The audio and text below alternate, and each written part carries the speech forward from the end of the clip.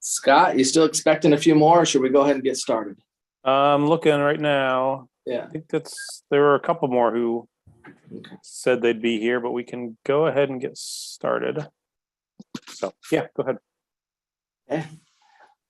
Good morning, everybody, and welcome to our next MAG Pop Tech meeting. My name is Brian Powell, I'm the city manager in Apache Junction, and I'm filling in for Crystal, who's our chair.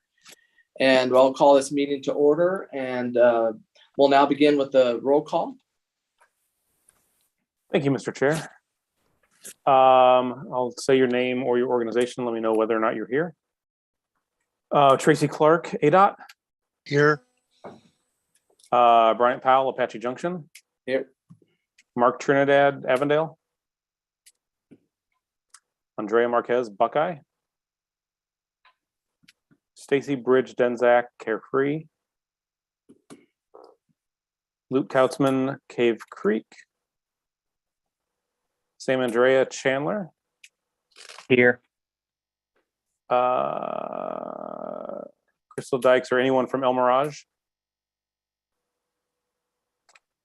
Victor Cantu, Florence. Here. Farhad Tavasoli, Fountain Hills. Anyone from Gila Bend. Kyle Miras, Gilbert. I'm here, Scott. Alex Lerma or anyone from Glendale. Christian Williams, Goodyear. Here. Anyone from Guadalupe?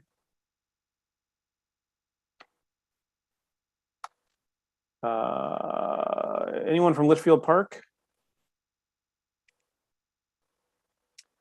Rudy Lopez, Maricopa.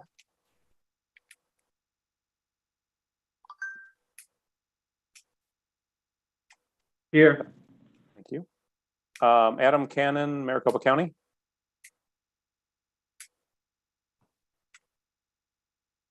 Or anyone else from Maricopa County? I saw Adam's name earlier. I'm here. Thank you. Kelly Rorex, Mesa. Present. Brandon McMahon, Paradise Valley. Present. Robert Kufis, Peoria. Present. David Miller, Phoenix. Present. Tara Harmon, Pinal County. Present. Sarah Clark or anyone from Queen Creek.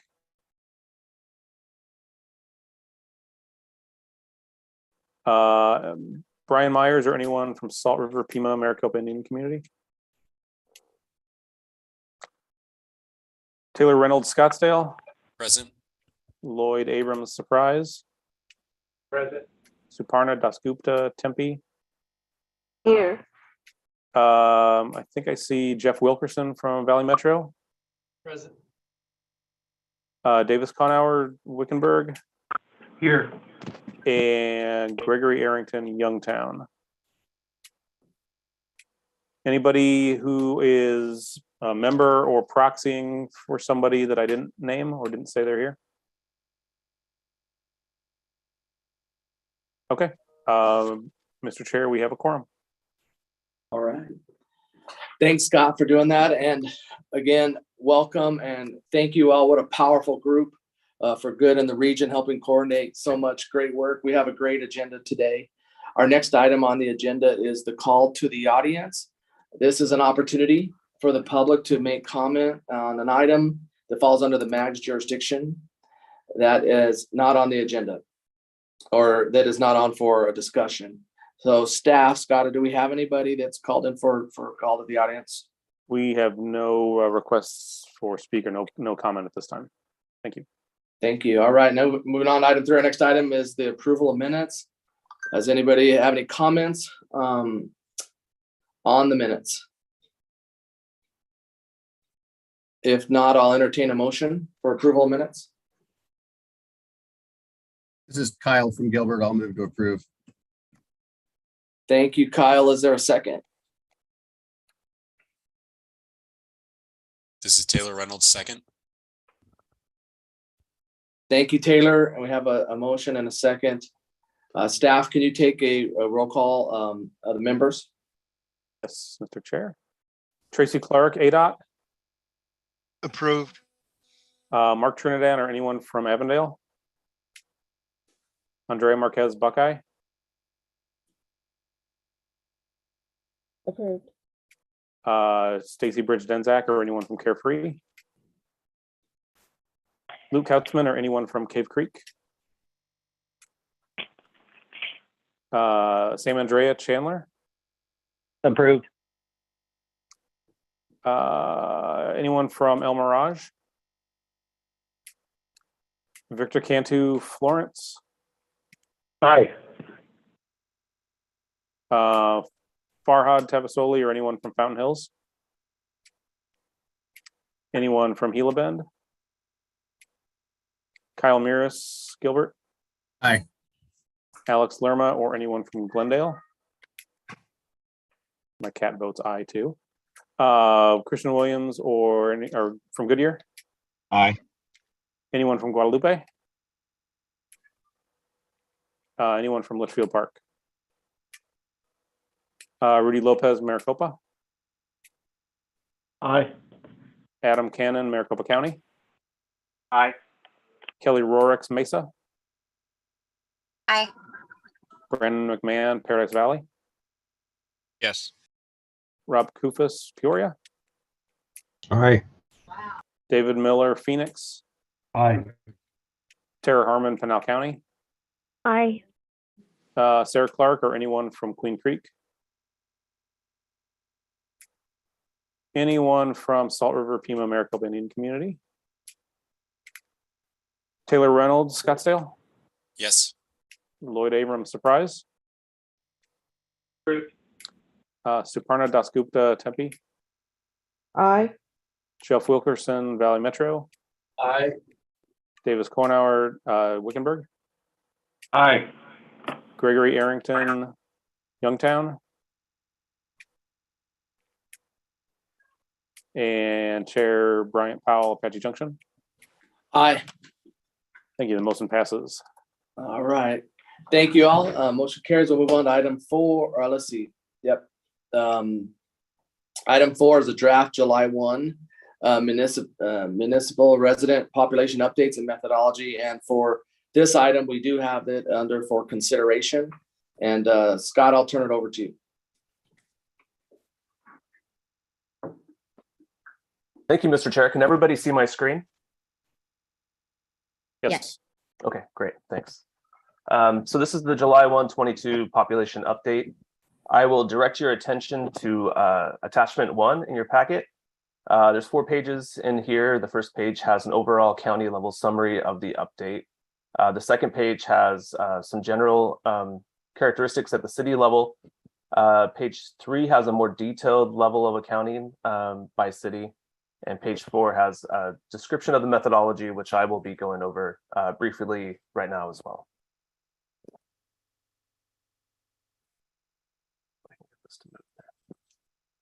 So this is something we do every year. We target this time of year, and this is targeting July 1 of the fiscal year.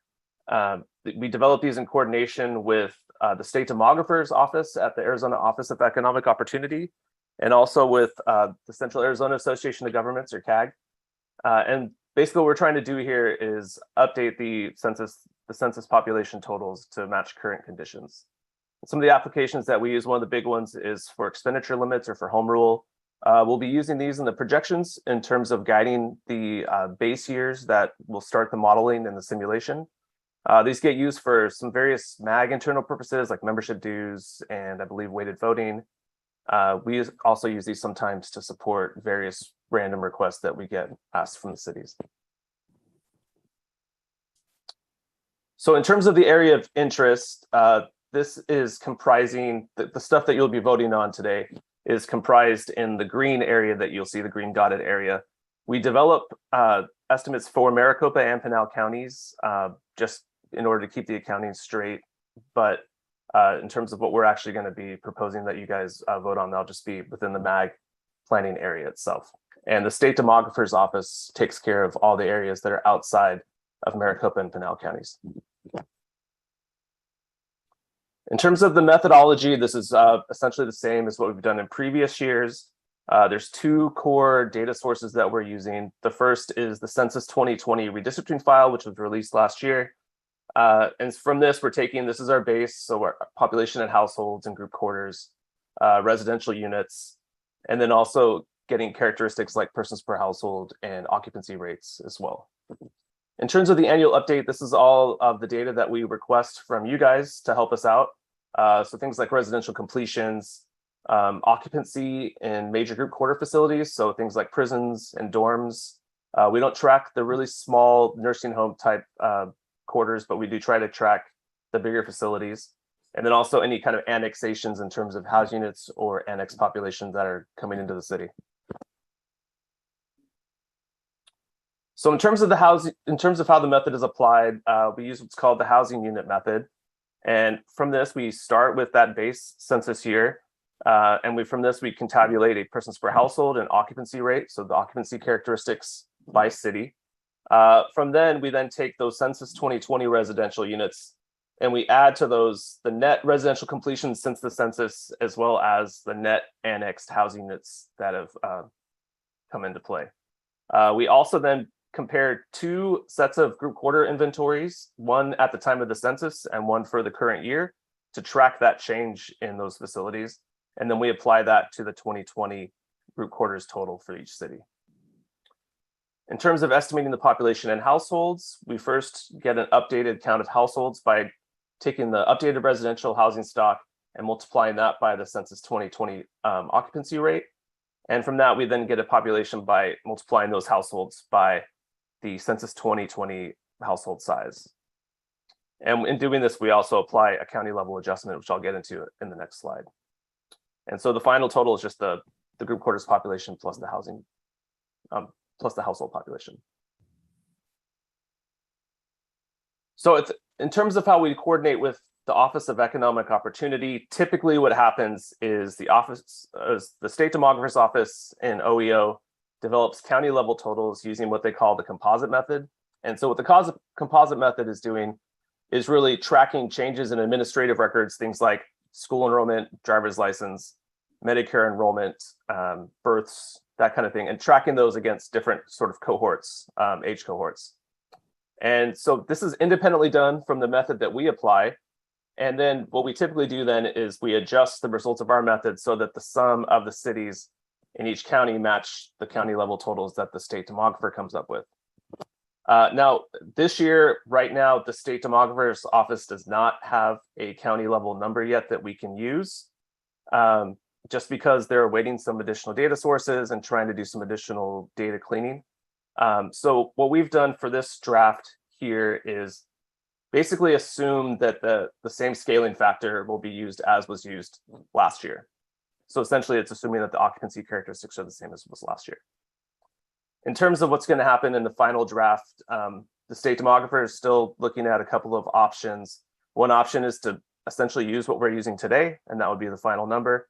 There could potentially be some composite results in November. We'll have to see what kind of data comes in for him. But whatever changes that are expected to come in, we don't expect those to exceed 2% of the current draft. Here are some results at the county level. This is also in page 1 of your packet, of the attachment.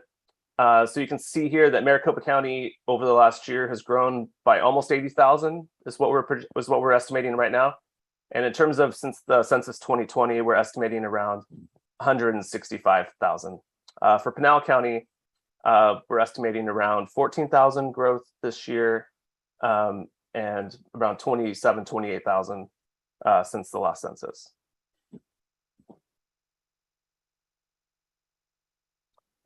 So here are the city level estimates that we have for 2022. And the action that we're requesting is we're recommending approval of the draft July 1, 2022 municipality resident population updates for MAG member agencies, provided that the metropolitan statistical area control total is within 2% of the final control total. Here's our contact information. I'm happy to take any questions. Otherwise, we're looking for an action to approve these. Thank you. Great job, Scott. Thank you. Any questions from members for Scott?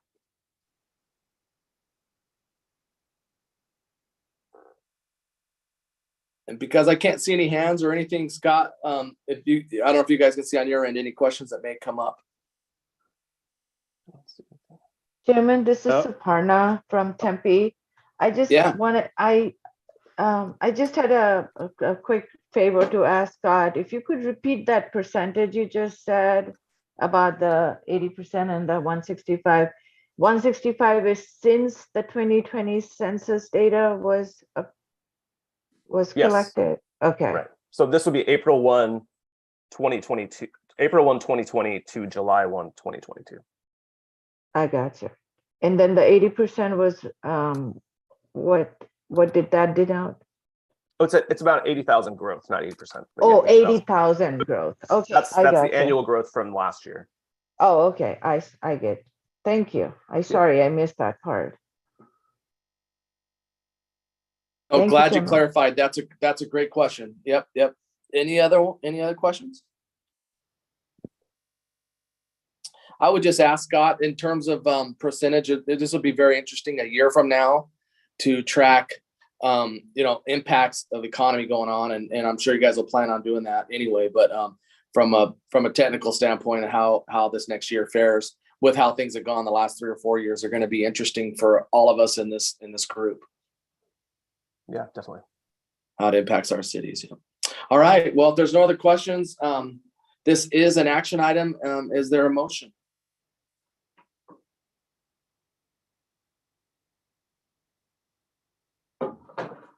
Chairman Suparna again from Tempe.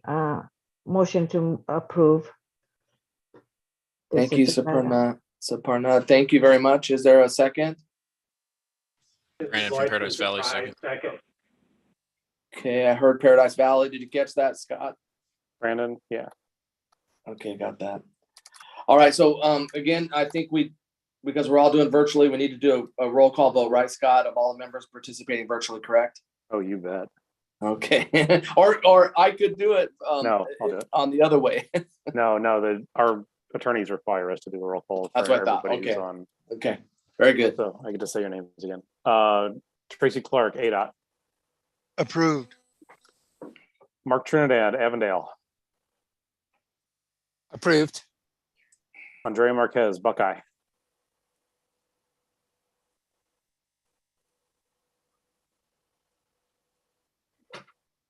Sorry about that. My microphone wasn't working. Approved. Thank you. Stacy Bridge Denzak or anyone from Carefree. Luke Kautzman or anyone from Cave Creek. Sam Andrea Chandler.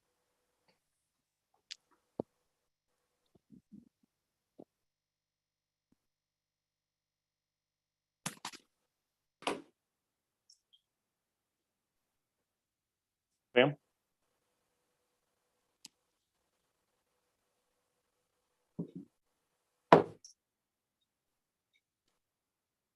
Okay. Anyone from El Mirage?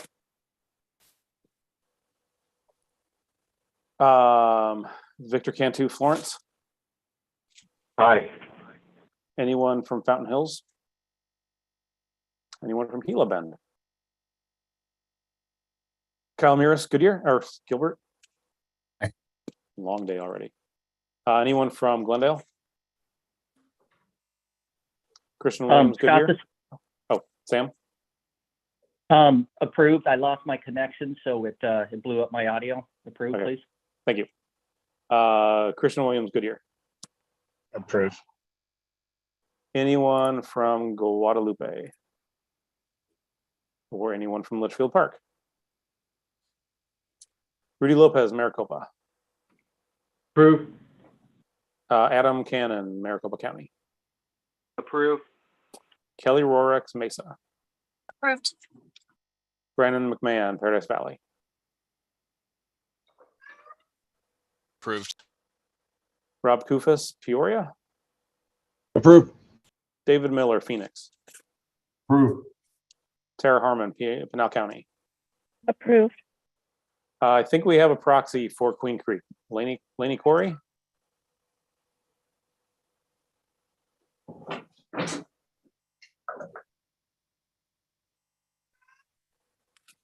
Okay, we can put Queen Creek as abstaining. Anyone from Salt River? Taylor Reynolds, Scottsdale. Yes. Lloyd Abrams, Surprise. Approved. Suparna Dasgupta, Tempe. Aye. Ben Davidson, I think you're here now, Valley Metro. Yes, approved. Davis Conauer, Wickenburg. Approved. Gregory Arrington, Youngtown. Any members that I didn't name or didn't get a chance to respond? All right, thank you, Mr. Chair. The motion passes unanimously. Thank you. All right, we'll move on to item 5. It's the update on the MAG housing analysis, and we'll turn this over to Maggie Wong for the presentation and the update. Awesome. Thank you. Can you see my screen okay? Awesome. So yeah, good morning. My name is Maggie Wong. I'm a research analyst on the regional analytics team. I know that at the last PopTech meeting in August, you heard a similar presentation from Scott. So today we're going to have a bit of a condensed version focusing on the changes that we've seen since then. So we'll get started with a brief snapshot of the economy. Our region's unemployment rate is now higher than the US as of last month. So in September, the Phoenix MSA had an unemployment rate of 4%, while the US was at 3.5%. And on this chart, the Phoenix MSA is the blue line, while the US is the gray line. During the pandemic, unemployment rates spiked for the US and for our region, but settled back down to pre-pandemic levels.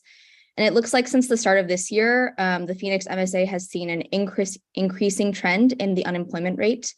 For the past year, our unemployment rate was lower than the US, but now we're seeing it rise above. So it'll be interesting to keep track of this going forward.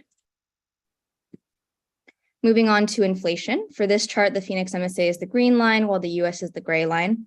Our inflation rate has generally been higher than the national average, and you can see this continuing increasing trend. Year over year, there was a 13% increase in the consumer price index for the Phoenix MSA, compared to the US, which saw an increase of 8.3%. Now, taking a look at developments, we showed something similar last time, but we actually reran our analysis of the development pipeline for 2021 since then. So these are updated numbers and an updated map. So in 2021, there was just under 248,000 active and platted housing units in the development pipeline. 25% were built and 75% were unbuilt. We also have updated data on sales transactions. So here we're looking at median sale price, which increased 33% from September of 2020 to 2022. On this chart, the teal line is showing September 2021 to 2022, while the gray line shows the previous year. And it's set up this way to really be able to see that year over year comparison. So year over year, there was a 7% increase in median sale price for September of 22 compared to 21. And since June of this year, the median sales price has declined. In June, the high was a median sale price of $475,000, and it has now kind of declined to $439,000. So over the past few months, we're kind of seeing that the housing market seems to be correcting from its high points over the summer. We also have updated data through September for these two metrics. So total inventory listed for sale has gone up 93% in the past year and is now at 22,617 active units as of last month, while the average numbers of days on market has also increased from 30 to 48 days. Looking at cash sales, as of August of this year, we saw that 27% of sales were in cash across the region. Back in 2011, it was at 42%, dropped down to 16% mid-2020, and then mostly has been on an increasing trend since then.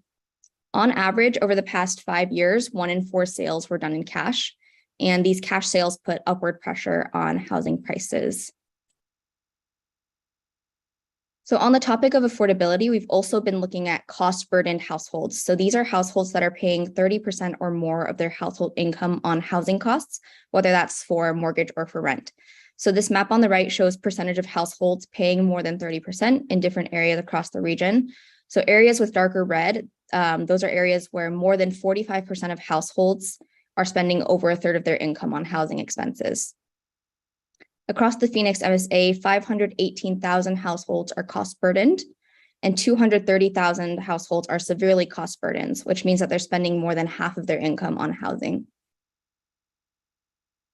This chart is showing cost burden by household type. So the slide before, we were looking at the overall total households. That's represented by the gray line here. So you can see that 30% of total households are cost burdened.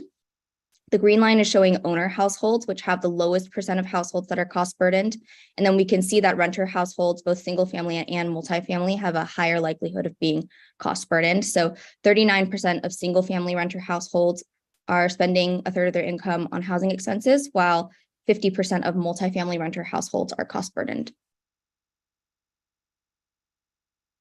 We also recently ran an analysis on cost burden households by income group, which confirmed that significantly more lower income households are cost burdened in the region. So this chart shows the number of households for each income group that are cost burdened or severely cost burdened. We see that 297,000 households that have an income less than $35,000 are cost burdened. That's 71% of households earning less than 35K. And 195,000 of these households are severely cost burdened. So it's pretty clear from the distribution there on that chart that the majority of cost burdened households are making less than median household income. 93% of cost burdened households have a median income below $75,000. Another piece related to affordability and cost burden is taking a look at our workforce, specifically specific sectors, industries, occupations. In our region, the economy is definitely growing and attracting businesses, but to support these businesses, we really need the service sector, which we kind of categorized as these categories of food prep, building and grounds maintenance, healthcare support, personal care and service. So what we did is we ran an analysis that looks at households that are anchored by a primary occupation in these categories. What that means is that these occupations are the highest paid occupation within the household. So annual median income for these households is around $39,000 to $50,000 a year. So then we calculated that the maximum rent or mortgage that would be affordable to them would be a range from $990 a month to $1,250 a month. What we found is that 43 to 50% of these households are cost burden. So this analysis just really confirmed that certain households with specific occupations are definitely more cost burden in our region. And this map is showing where people working in the service sector occupations live. So pretty much all across the region. And then this next map is showing where these occupations work. And so you can see from this concentration map that most of the jobs are near bigger job centers in the region. And the data for these two maps comes from our TRP survey. We've also been looking at eviction filings data from the Maricopa County Justice Courts. And what we're seeing is that evictions are definitely increasing again and are now higher than pre-pandemic levels. As of August, there has been a 22% increase compared to January of 2020. Pre-pandemic, the number of eviction filings each month was around 5,000, as you can see from the gray bars at the start of this chart. In blue, you can see how the monthly eviction filings were affected by the pandemic and the eviction moratoriums that were put in place. So the major dip was definitely in April and May of 2020, but then it's really been increasing since then, especially as moratoriums have been lifted, and has now reached 6,500 eviction filings as of August of this year. It seems that this trend is continuing into September. Preliminary eviction filing numbers for last month are around 6,700 filings. We've also run an analysis of evictions compared to census data and found that 72% of these eviction filings are in lower income areas. So this map is showing in magenta the eviction filings in lower income areas, which we defined as block groups with median household income below $65,000. So you can see that it's really spread out across the region.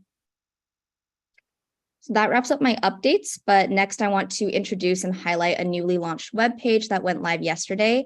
Our Housing Data Explorer was developed earlier this year. It's an interactive dashboard that provides an overview on different housing metrics.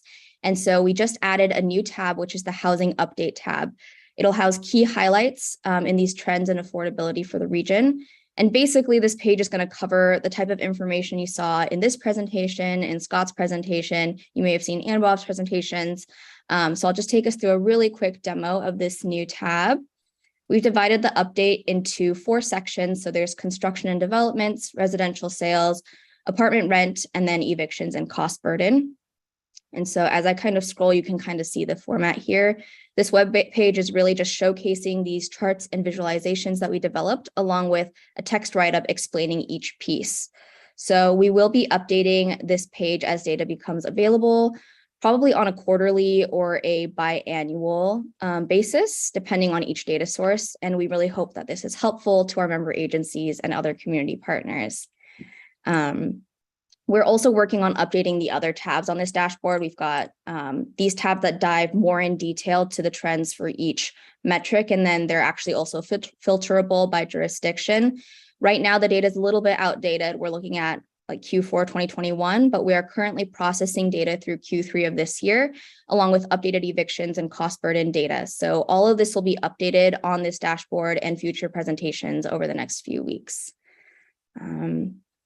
So that's it for my presentation. We're definitely open to any feedback. Please feel free to reach out to me or Scott or really anyone on our team. And I'll open it up to questions now. Thank you. Thank you, Maggie. Well done. A lot of data, a lot of information, and thanks for the update on the website. We'll take a look at that. Any questions for Maggie? Yes, Mr. Chairman, this is Rob from the City of Peoria. Yes. The unemployment and inflation data from the beginning, I'm sorry, I missed it. It was 4% unemployment and 13% inflation. Was that for the state or for the region?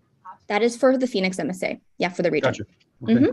And then thank you. And then the URL for that that website that you were just talking about, I missed it.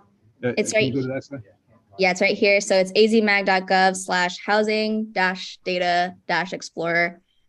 We can make sure this gets sent out to you all. And it can be accessed just through our data and maps page too. I'll just very quickly show you how to get there. So if you're just on our website and you go to maps and data, this takes you to our landing page, right? So it's under land use and real estate right here, right at the top. Housing Data Explorer is what you can look up. Perfect. Thank you. You can also get to that data page by going to data.azmag.gov. That's right. All right. Awesome. Thank you, guys. It's right there. Okay, great question. Any other questions for Maggie?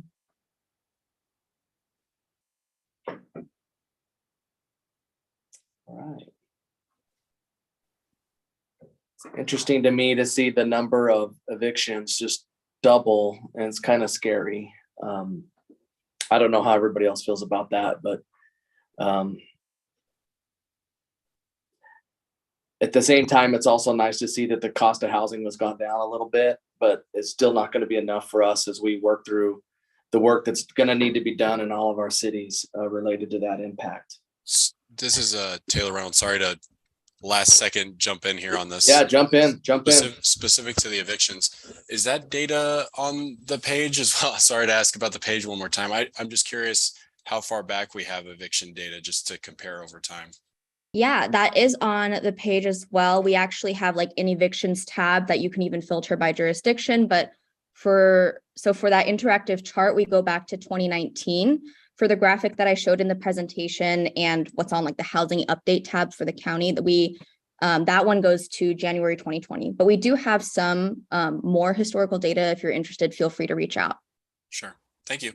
And I do want to note for eviction filings, we're actually kind of nearing the end of our collection of this data just because of, I don't know if you heard about the new law that kind of seals the eviction filing information. So for our purposes, we no longer are able to geocode and kind of process for our analysis. So moving forward, we probably will only have county numbers monthly. So just raw large data for the region. Yeah, rather than for jurisdiction. We'll probably keep up what we have now. And so that the data that we have will go through August of this year. But then moving forward, it'll kind of depend on what we're getting. So we're in talks with the justice courts about that. Sure. Thank you. Yeah, Maggie, thanks for helping us be aware of that, because that'll help us manage expectations on how, because the data really is the story that helps elected officials in our community know, along with what they're feeling inside of what they're seeing, to help, process and then make decisions. Okay, any other questions? That's a great one. Any other questions, Frankie? Thank you again, Maggie. We'll move on to item 6 now. It's the another information item, residential development land analysis. And this one will be presented by Alex Garza, and we'll turn it to Alex. Thank you, Mr. Chair. So I've come today to sort of inform you about some of the work we're doing over in the GIS team over at RAD. And so I just want to go quickly through some data sets that we have and that we are always working on, as well as some analysis that we've recently developed that has generated some sort of interest in our group, and we hope is also of interest to you all as well. So yes, I just want to quickly go through our existing land use. Right now, the high level analysis or high level way of looking at the process is we receive the assessor parcels. And after that, they come with a land use code that we convert into our own land use code just for us to be able to better work with it. And after which we develop the mag parcels that we review. We actually finished the review today. And so this review sort of includes some outside sources such as Google Maps, residential completions, imagery, whatever it may be, to confirm some of the changes that have occurred since the last time we developed the mag parcels. And so these parcels then go through the review, and after which a final data set is developed. Hey, Alex. Yep. If you're doing your presentation, we can't see. Oh, the thing. Whoops. Jump the gun on that one.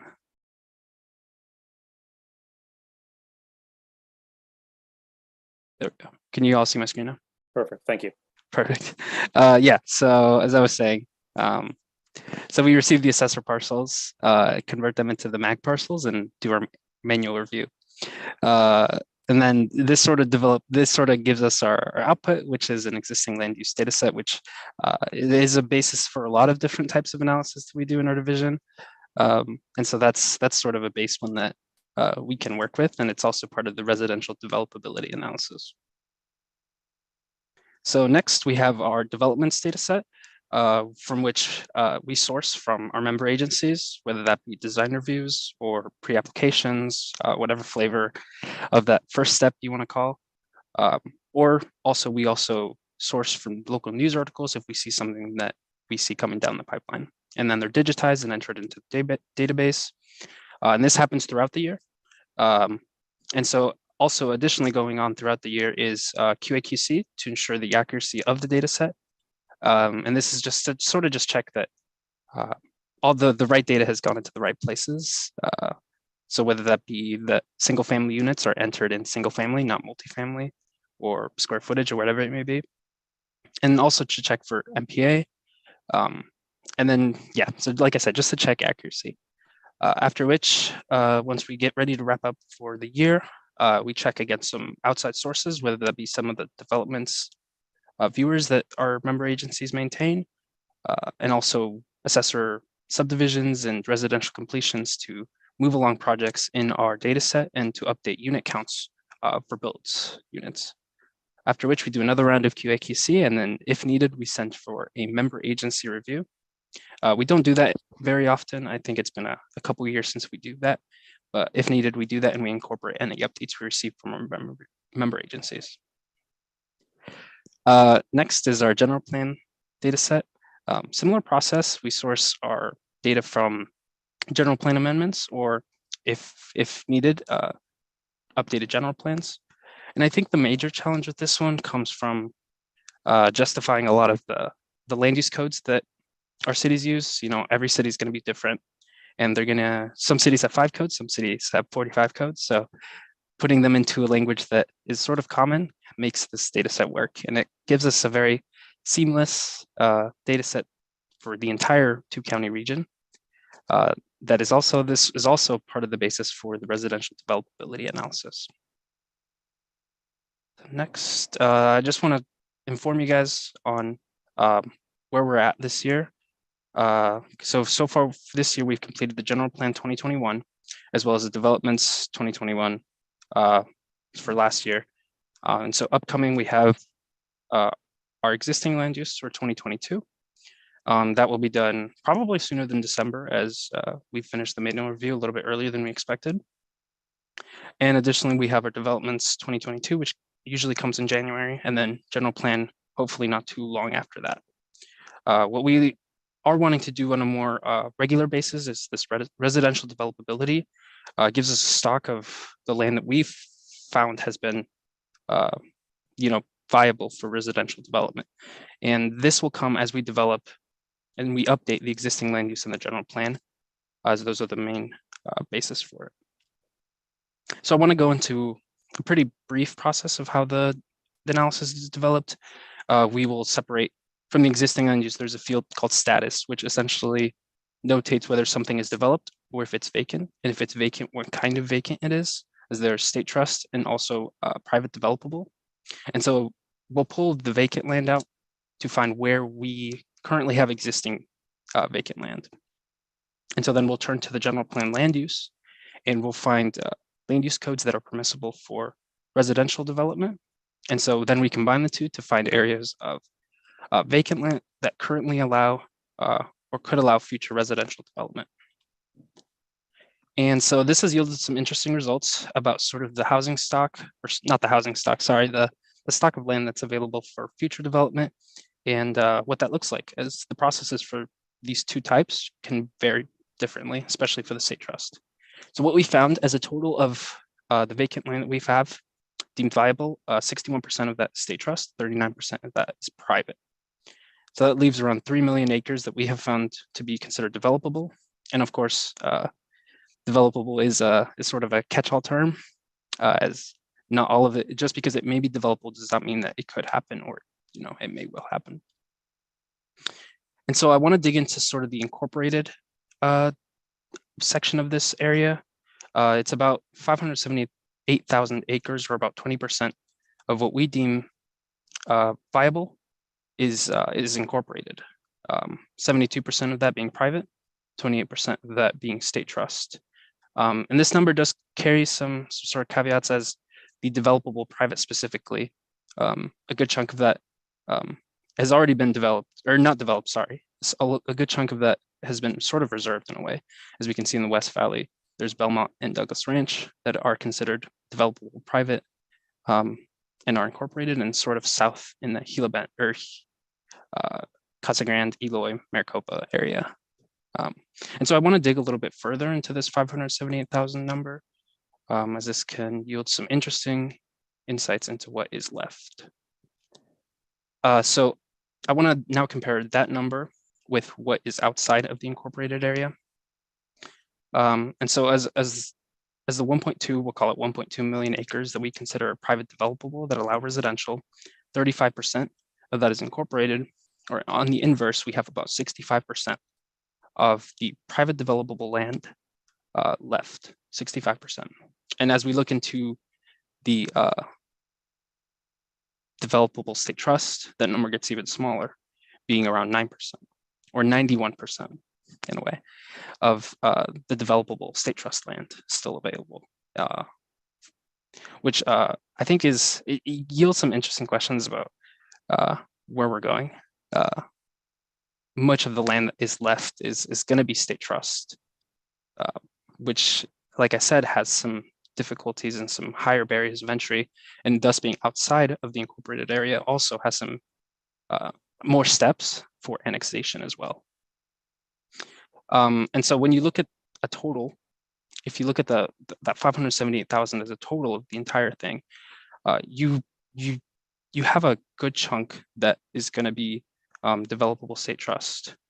Around 5% of the developable state trust is actually incorporated as a total of the entire pool that we have deemed viable. And so when you look at the developable private, that's around 14% is incorporated as a total. And so I think having this, having these numbers available is one of the goals that we're trying to achieve with doing this analysis. We're looking to have this available for, on a more consistent basis. So thank you. I'll take any questions as well.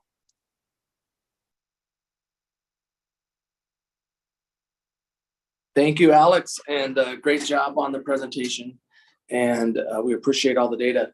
Are there any questions for Alex on the residential presentation here?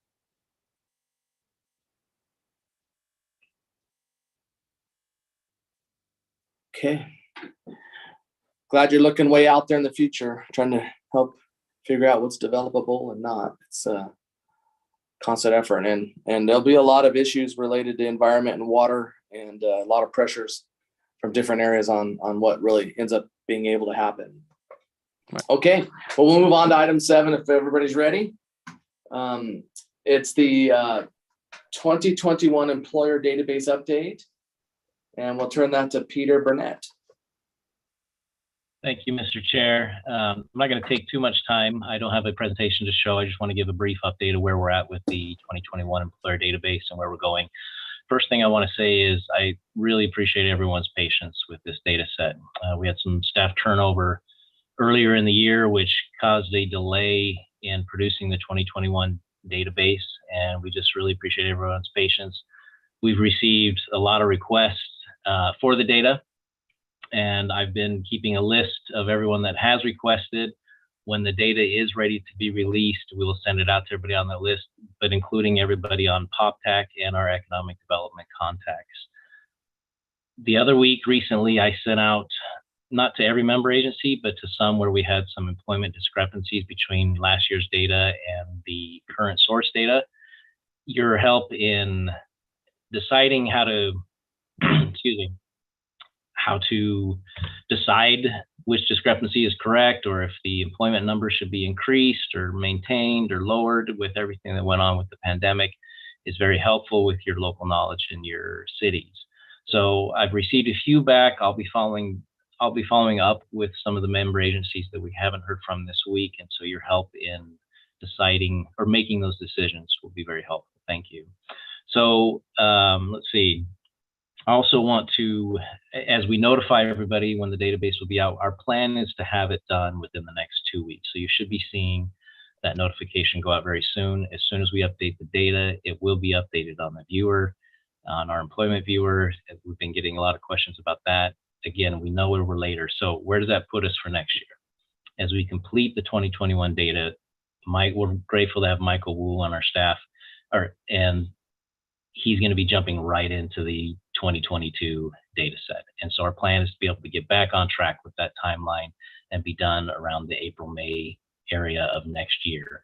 So again, appreciate everybody's patience as we work on this, and we're excited to release it and put it out there, and hopefully it'll be useful to you as well. So if you have any questions, please let me know. Thank you. Peter, thank you. Thank you for that update. Any questions for Peter?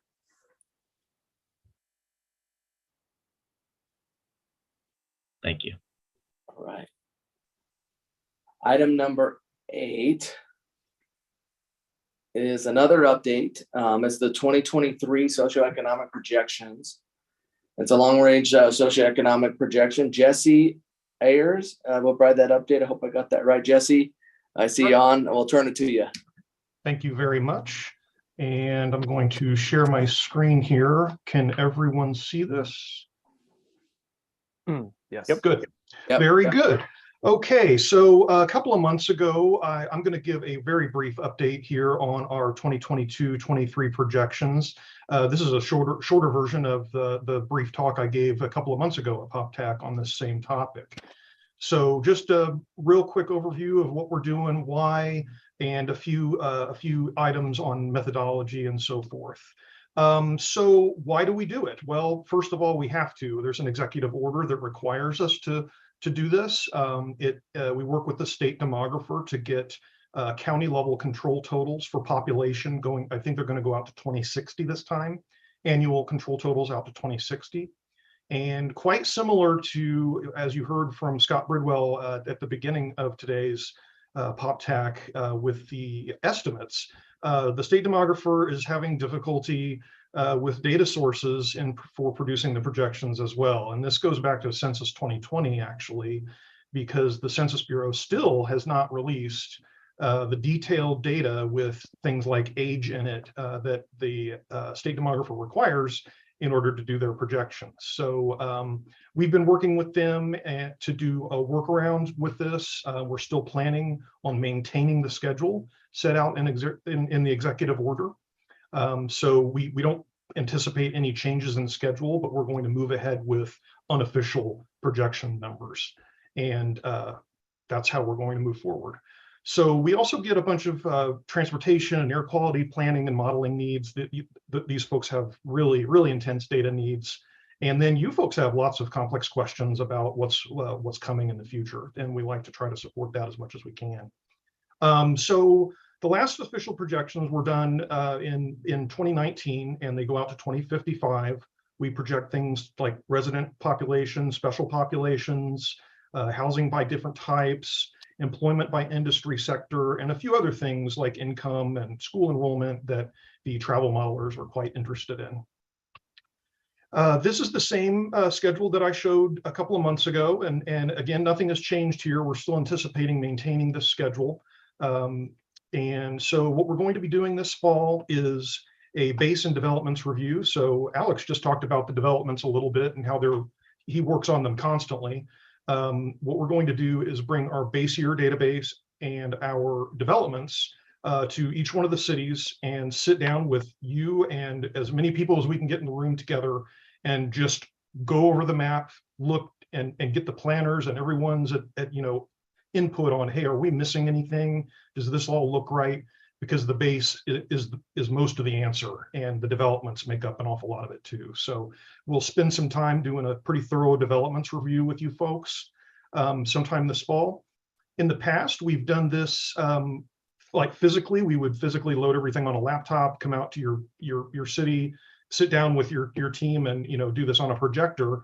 But I think we're going to upgrade our process a little bit and do this virtually. And that laptop thing was kind of a pain. So I think we're going to take a virtual approach to this, or at least a hybrid approach this time to this, and make it a little easier. So we also plan to do, we've done in the past 3 projection series, we've done a tech workshop on our model called AZ Smart. It's just where I spend about an hour or so going over, in detail how our simulation model works and what it does, the data sources and how we develop them, and all those nitty-gritty details that the geeks amongst us might be interested in. So we'll make an announcement about that pretty soon. And so we expect to get draft county control totals from the state demographer in November and quote unquote final in December that we're going to roll with. And then after that, we're going to start doing projections. Last time we only needed 2 drafts. I think maybe we did some third revisions for Phoenix at some point in there, but yeah, if we need to do a third draft, we will. And then we'll take the numbers up through the committee process, up through regional councils, so everybody can start using them officially. So that is my update.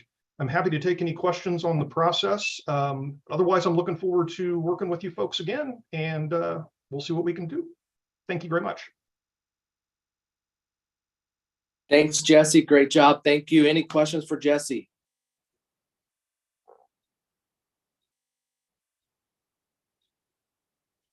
All right. Well, thank you again, Thanks Jesse. so much. Item number 9, request for future agenda items. These are topics or an opportunity to discuss topics of interest to the PopTech committee, and would be curious. I'm sure Scott would be to know if there's anything anybody wants to have some data requested and brought forward for this committee.